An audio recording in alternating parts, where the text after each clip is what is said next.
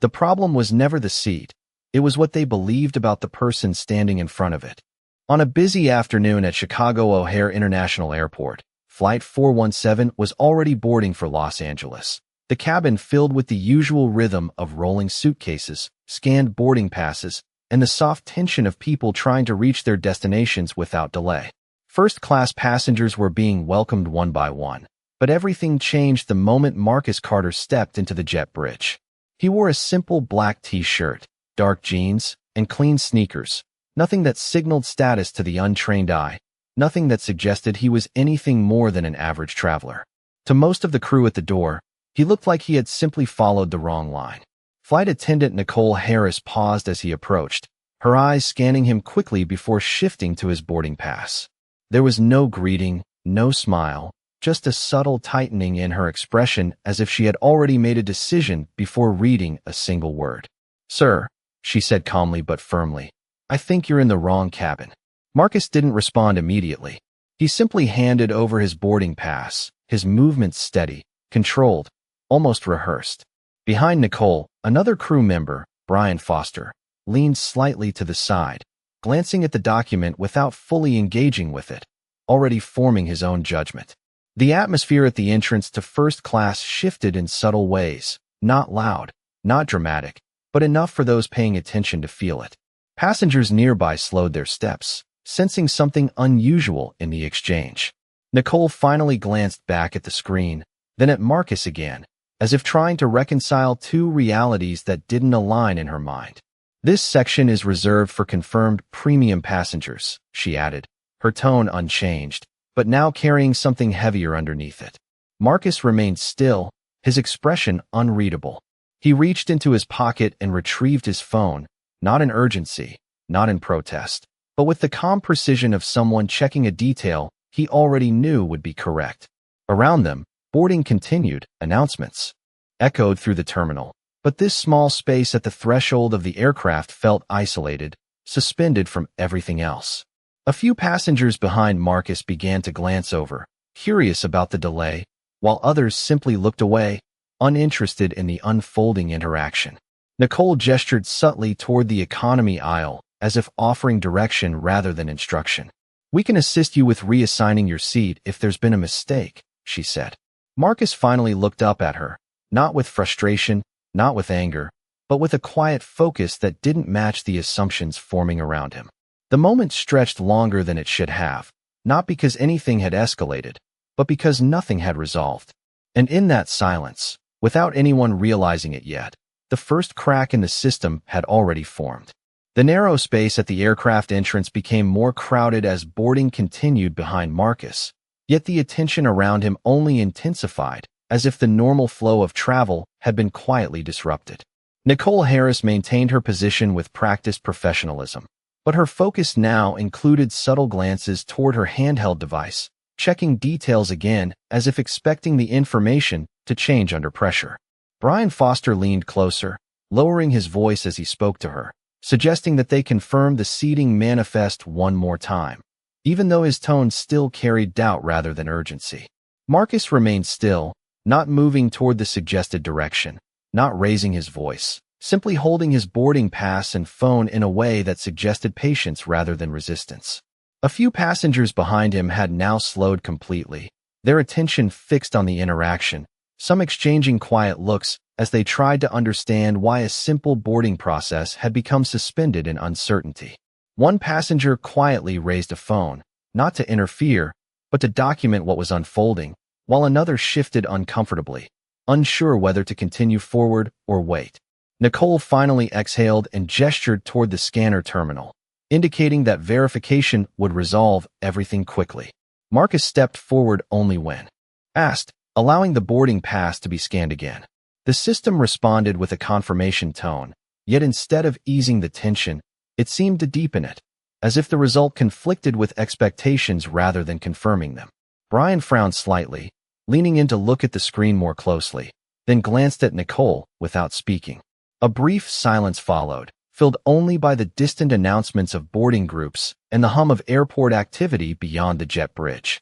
Nicole adjusted her stance and spoke again, now more carefully measured, stating that sometimes system mismatches occur and that additional verification may be required for premium seating access.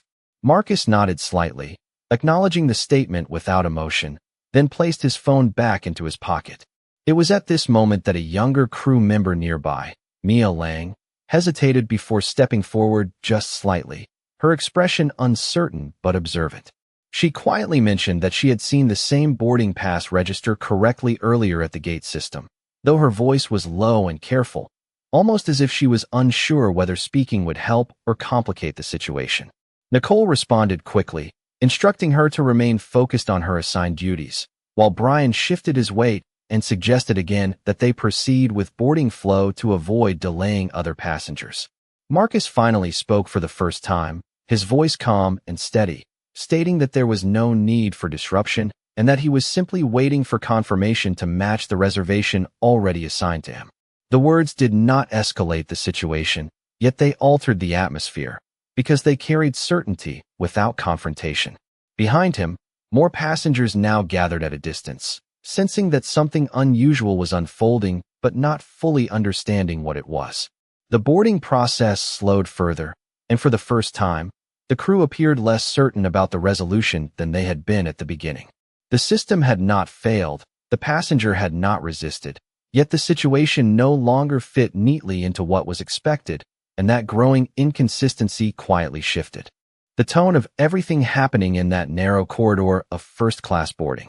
The delay at the boarding threshold had now extended beyond routine confusion, creating a subtle shift in the behavior of everyone nearby as the flow of passengers behind Marcus Carter slowed into fragmented pauses and uncertain glances. Nicole Harris stood closer to the scanner terminal, her posture still controlled but less certain than before, as she reviewed the confirmation on the screen again and again as if repetition might resolve the inconsistency she was beginning to feel. Brian Foster leaned in slightly, whispering that they should move the passenger forward to avoid disrupting the rest of the boarding sequence, yet his tone lacked conviction, carrying more discomfort than authority. Marcus remained composed, standing exactly where he had been instructed, neither advancing nor retreating, his presence steady in a way that contrasted sharply with the growing tension around him. Behind the immediate interaction, more passengers had gathered within visible range, their attention no longer casual but focused, some holding their phones at chest level as they quietly recorded the interaction without commentary. The atmosphere in the jet bridge felt increasingly compressed, as if the narrow corridor itself had become smaller under the weight of uncertainty. Nicole finally spoke again, her voice carefully measured as she explained that certain premium seating assignments sometimes require secondary validation when discrepancies appear in system logs, even though nothing visible on the screen supported that claim. Mia Lang, standing a few steps behind, hesitated before speaking again, her voice slightly more confident than before as she confirmed that the boarding pass had previously registered without issue at the initial scan point, suggesting that the current delay did not align with standard procedure. Brian immediately redirected her, instructing her to maintain focus on boarding flow responsibilities, yet the tension between procedure and perception had already begun to widen. Marcus finally shifted his gaze toward Nicole, not with frustration but with calm clarity, and stated that he had already completed all required verification prior to arriving at the gate, and that any discrepancy should be addressed through the proper system rather than interpretation at the entrance. His words were not confrontational, but they carried finality, and that shift caused a noticeable pause in Nicole's response. For a brief moment, the only sound was the distant hum of the aircraft and the steady movement of luggage carts outside the jet bridge windows. A passenger behind Marcus whispered to another that this did not look like a normal boarding delay, while another lowered their phone slightly, uncertain whether they were witnessing a misunderstanding or something more structured. Nicole adjusted her headset and requested confirmation from the gate system once more, her expression tightening as she waited for the response to refresh. When it did, it confirmed the same status again, unchanged, precise, and consistent. Yet instead of resolving the situation, it deepened the hesitation within the crew, as if the information itself was no longer aligning with the expectations built around it. Brian stepped back half a pace, glancing toward the cabin entrance as if considering whether to escalate or proceed, while Mia remained still, observing the shift in energy that no instruction could fully contain. Marcus did not move during this moment, allowing the silence to expand naturally, as though he understood that the system was no longer the only thing being evaluated. Around them, boarding had slowed to a near stop, and in that suspended rhythm of uncertainty, the dynamic between authority and assumption began to shift in a way that no one in the jet bridge fully recognized yet, but everyone could already feel. The silence in the jet bridge had now become its own kind of pressure, no longer shaped by confusion alone, but by the growing awareness that every second passing was shifting the balance of authority in ways no one had fully acknowledged yet.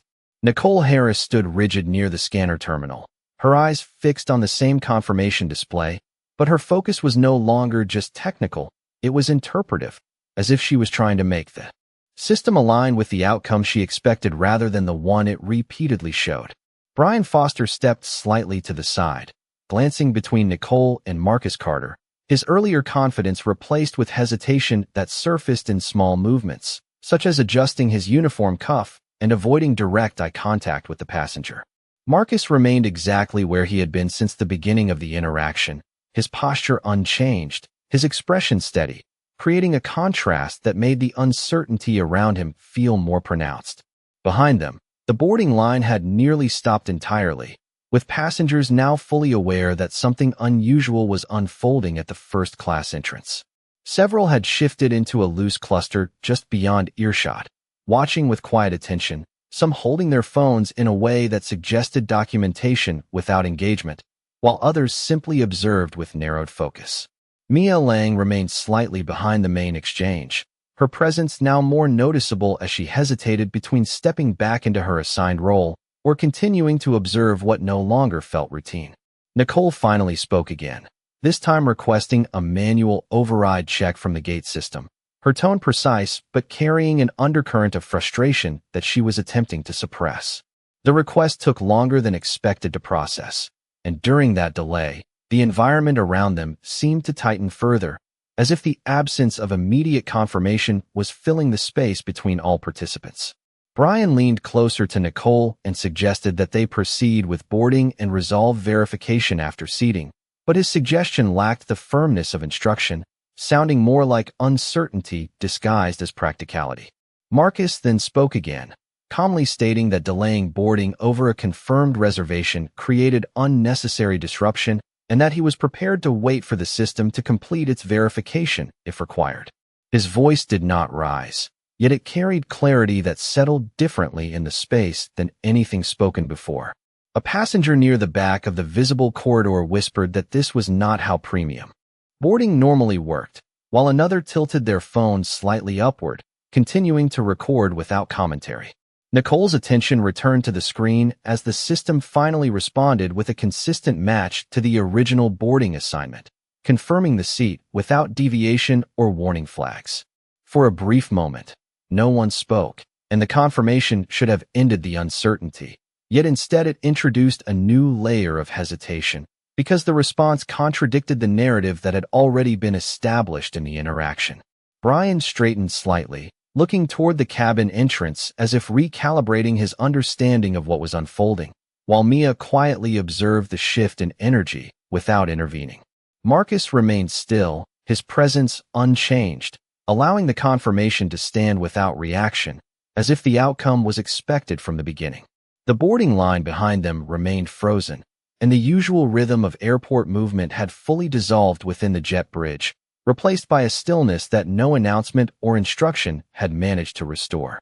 In that stillness, the interaction stopped being about a seat assignment and began reflecting something larger that none of the crew members were prepared to fully name. The confirmation on the screen should have ended the uncertainty, yet instead it marked the beginning of a deeper shift in the atmosphere inside the jet bridge, where every participant now seemed aware that the situation had moved beyond a simple boarding issue. Nicole Harris stood still for a moment longer than necessary, her eyes fixed on the system display as if waiting for it to contradict itself again, but the information remained stable and unchanged. Brian Foster exhaled quietly, adjusting his stance as though preparing to move forward with standard procedure, yet his hesitation suggested that the earlier tension had not fully left him. Marcus Carter remained composed, his posture unchanged, his attention no longer on the screen but on the behavior of those around him, observing rather than reacting. Behind them, passengers had stopped pretending not to watch, with several now openly facing the interaction, their presence forming a silent audience that made the corridor feel narrower than it physically was. Mia Lang shifted slightly closer to the side wall, still observing, her expression reflecting internal conflict as she weighed procedure against what she had witnessed in real time. Nicole finally spoke again, stating that the system confirmation aligned with the reservation and that boarding should proceed, but her tone lacked the decisiveness expected from someone closing an issue, instead sounding like a conclusion reached under observation rather than certainty.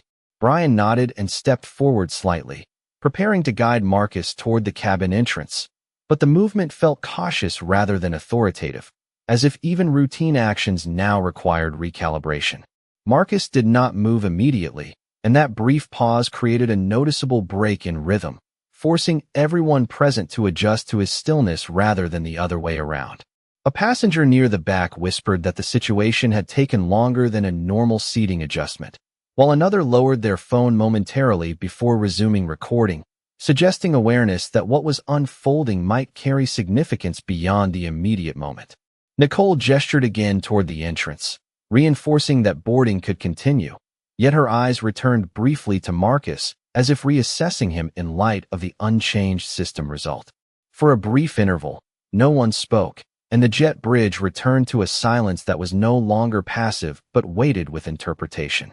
Brian finally indicated the direction forward once more, this time more formally, and Marcus acknowledged the motion by stepping ahead without urgency, aligning himself with the process without altering his demeanor. As he moved, the surrounding passengers subtly shifted their attention to follow, their focus no longer on confusion but on the unresolved impression that something in the interaction had not fully settled, even though all visible procedures had been completed. Nicole remained near the scanner for a moment longer, then turned to follow, her expression controlled but no longer entirely neutral. Mia lingered briefly before also moving forward, her gaze still drawn back to the space where the hesitation had occurred, as if trying to understand what had caused the disruption in the first place. The boarding process resumed, yet it did so with a different tone, one shaped less by routine efficiency and more by the lingering awareness that the encounter had altered the way everyone in that space now interpreted authority, procedure, and certainty itself. As Marcus Carter stepped from the jet bridge into the first-class cabin, the atmosphere shifted from procedural boarding into a quieter, more controlled space where every movement now felt slightly delayed, as if the earlier uncertainty had not fully dissolved. Passengers were settling into their seats, overhead bins closing, seat belts clicking into place, and flight attendants moving through the aisle with practiced efficiency that tried to restore normal rhythm. Nicole Harris remained near the front section, her attention split between completing boarding tasks and replaying the earlier interaction in her mind, though she maintained a professional exterior that gave nothing away. Brian Foster moved ahead to assist passengers, yet his pace was measured, no longer carrying the same certainty he had earlier in the jet bridge. Marcus reached his assigned seat in first class and paused briefly before sitting down, not out of hesitation, but as if confirming a decision that had already been made long before he boarded. He placed his carry-on in the overhead compartment with calm precision and took his seat, adjusting his position without urgency. Around him, the cabin continued to fill with the normal sounds of pre-departure preparation, yet beneath that routine layer, there remained a subtle tension that had carried over from the gate. Once seated, Marcus retrieved his phone and activated a secure communication channel, his expression unchanged, his focus absolute. On the other end, his executive assistant Rachel Thompson answered immediately, her tone professional and already anticipating escalation. Marcus spoke quietly, stating that the boarding process had introduced inconsistencies that required formal internal review, and that all relevant interactions from the gate forward should be logged and timestamped in real time. Rachel acknowledged without hesitation, confirming that the system would begin capturing all operational data streams, including communication logs and gate system verification records. Marcus then requested that corporate oversight be notified, not as a reaction, but as a procedural activation tied to compliance standards that had been established long before this moment. As he spoke, the aircraft cabin continued its gradual transition toward departure readiness. Yet the internal structure of oversight was now quietly expanding beyond the visible environment. Nicole passed through the aisle once more, conducting final checks, but her attention briefly lingered on Marcus, as if recalibrating her understanding of him in light of the earlier system confirmation. Brian, seated further forward in the service area, exchanged a brief glance with her but did not speak. Mia Lang, now positioned closer to the rear of the first-class section, observed the cabin with a growing sense that what had begun at the boarding gate had not fully concluded, only shifted form. Marcus ended his call calmly and placed the phone beside him, his posture relaxed but deliberate. Outside the aircraft windows, ground activity continued as usual, baggage carts moving and personnel coordinating departures. Yet inside the cabin, an invisible process had already begun to activate beyond the awareness of most passengers. No announcements had been made, no visible alerts displayed, but systems connected to corporate oversight were now quietly registering the earlier interaction, compiling data without interruption. The aircraft remained stationary at the gate, yet the structure of accountability surrounding it had begun to extend outward in ways that were not immediately visible to those on board. Marcus sat still, watching without expression, as the final steps of departure preparation continued, and the line between routine travel and formal review began to blur in a way that no one in the cabin fully recognized yet, but none of them would be able to ignore for long. As the aircraft doors prepared for closure and final boarding procedures neared completion, the cabin of Flight 417 had settled into a controlled stillness that masked the deeper structural shift now unfolding beneath routine operations. Marcus Carter remained seated in first class, his posture unchanged, his attention calm and forward-facing, as if the earlier events at the gate were already part of a larger sequence he had long anticipated.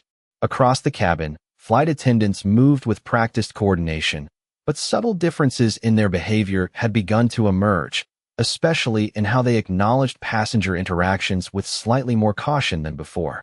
Nicole Harris passed through the aisle again, completing final checks, yet her focus was no longer purely procedural. There was an underlying awareness that something had moved beyond standard protocol. Brian Foster remained near the front service station, occasionally glancing toward the cockpit door, where communication with ground operations continued through discrete channels. Outside the aircraft, the airport environment functioned as normal, yet within internal airline systems, a parallel process had been activated, quietly compiling operational data linked to the earlier boarding incident. Marcus gently placed his phone on the armrest and leaned back slightly, not in relaxation, but in observation, as if tracking the progression of an outcome already in motion. Rachel Thompson's voice returned through his earpiece briefly, confirming that corporate oversight had acknowledged the triggered review and that relevant departments were now actively monitoring live data feeds from the aircraft. No further action was required from Marcus at this stage, only confirmation that the system had engaged as designed. In the cabin, passengers settled into pre-departure routines, but a few still carried subtle awareness of the earlier delay at the gate, exchanging quiet comments that reflected curiosity rather than concern. Mia Lang, seated further back in first class, looked forward intermittently, her expression reflecting the lingering complexity of what she had witnessed, though she remained silent and composed in her assigned role. Nicole paused briefly near the forward aisle, her attention momentarily drawn to Marcus once more, not in confrontation but in reassessment, as though attempting to reconcile the earlier uncertainty with the now confirmed system status. The aircraft remained stationary, yet the sense of completion that usually accompanied boarding had not fully arrived, replaced instead by a quieter anticipation that something unresolved had already moved beyond visible control. Marcus adjusted his position slightly and looked out toward the window, where ground crew continued final checks under bright airport lighting. The external world appeared unchanged, orderly and routine, yet internally, Multiple layers of verification, compliance review, and system logging were now synchronized in real time, capturing every detail of the interaction that had taken place. No announcement reflected this shift, no visible indicator alerted passengers, but within the airline's operational structure, the event had already transitioned from a boarding matter into a formal internal review process. Marcus remained still, his expression unchanged, as the final moments before departure unfolded with the aircraft poised at the threshold of movement, carrying within it both a completed flight process and an unfolding corporate response that no one in the cabin could yet fully perceive. The aircraft had not yet left the gate when the internal structure of oversight within the airline quietly transitioned from passive monitoring into active review, triggered by the accumulated data from the earlier boarding interaction involving Marcus Carter. Inside the cabin of Flight 417, everything appeared routine to the passengers. Overhead compartments closed, seat belts fastened, flight attendants completing final checks with calm efficiency. Yet beneath that surface, a parallel process was now fully engaged, aggregating logs, audio traces, and system verification records in real time. Marcus remained seated in first class, his posture unchanged, his attention directed toward the window where ground operations continued under bright airport lighting. His expression carried no visible reaction to the subtle escalation occurring beyond the aircraft walls, as if the process unfolding had already been accounted for long before it began. Nicole Harris moved through the aisle one final time, her movements precise but slightly slower than before, reflecting a shift in internal focus that no longer centered solely on boarding completion. Brian Foster remained near the forward service area, occasionally checking communication updates from the cockpit, where coordination with ground control and airline operations was now more frequent than standard pre-departure protocol. Without any public announcement, the aircraft's operational status had been flagged for secondary oversight, meaning that every action from the gate forward was now being recorded with heightened review sensitivity. Passengers remained unaware of this internal shift, yet subtle changes in crew behavior were perceptible to those paying attention, including slightly longer pauses between instructions and a more deliberate tone when confirming final readiness steps. Mia Lang sat quietly in her assigned position, her gaze occasionally shifting forward, reflecting an awareness that the earlier boarding incident had not concluded but had instead extended into a different layer of process entirely. Marcus adjusted his seat slightly and placed both hands in a resting position, maintaining a calm presence that contrasted with the invisible activity surrounding the aircraft's systems. Inside airline infrastructure, corporate oversight had now escalated the case to live monitoring status, meaning that executive-level review teams were observing system feeds as they updated in real time. Nicole briefly paused near the front galley, receiving confirmation from cockpit staff that the aircraft would remain at gate hold pending final clearance. Her expression tightened subtly, not in alarm, but in recognition that standard departure timing had shifted beyond her control. Brian glanced toward her and then toward the cabin, saying nothing, as the implication of delayed departure settled quietly into their awareness. Outside the aircraft, ground crew activity continued in structured coordination, yet within internal airline systems, the earlier interaction involving Marcus Carter had now been classified as a compliance-sensitive event requiring full audit continuity. No passenger announcement reflected this classification, and no visible signage indicated any change, yet operational protocols had already adjusted at a higher level. Marcus remained still, looking out toward the runway lights in the distance, his demeanor unchanged as though the transition from routine boarding to monitored oversight was simply one expected phase in a larger sequence. The cabin lights dimmed slightly as final checks were completed, but the aircraft did not move, holding position at the gate under instructions that originated beyond the cockpit. In that suspended moment, the distinction between ordinary departure preparation and corporate-level intervention had fully formed, even if only one side of the aircraft's structure was aware of it, and the flight remained paused at the threshold of movement while unseen processes continued to advance. The aircraft remained stationary at the gate, yet the stillness inside Flight 417 no longer felt like routine pre-departure delay, but like a suspended moment shaped by forces outside the awareness of most passengers on board.